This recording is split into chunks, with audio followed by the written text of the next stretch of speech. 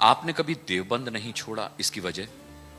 असल में अनुराग भाई, हमारा मानना यह है कि जो पेड़ अपनी जड़ों से जुड़े रहते हैं वो हमेशा हरे रहते हैं।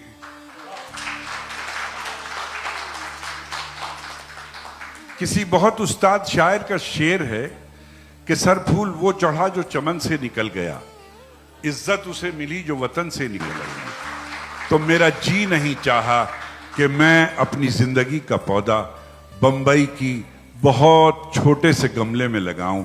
मेरी जिंदगी का पौधा मेरे वतन में लगा हुआ है और बहुत हरा है। मैं जब अपने घर से निकलता हूं तो यकीन जानिए बच्चे मुझे आदाब करते हैं, बड़े मेरे कांधे पे हाथ रखते हैं, बड़ी बूढ़ियां मेरे सर पे हाथ रखती हैं। मुझे ऐसा लगता है कि मैं जमीन नहीं हूं, मैं आसमान हूं, मैं पृथ्वी नहीं हूं, मैं आकाश हूं।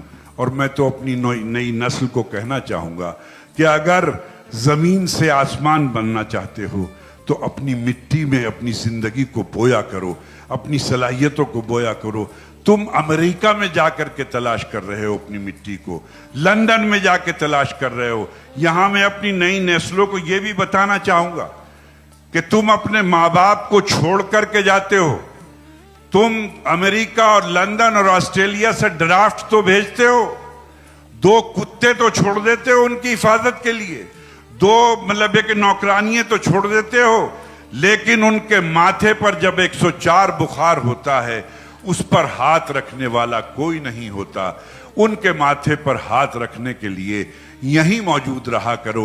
ये हिंदुस्तान है, ये मिट्टी बड़ी नम है, इसको जरखेज बनाओ, इसको शानदार बनाओ।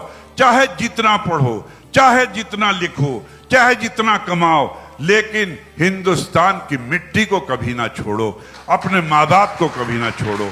बहुत कामयाब रहोगे।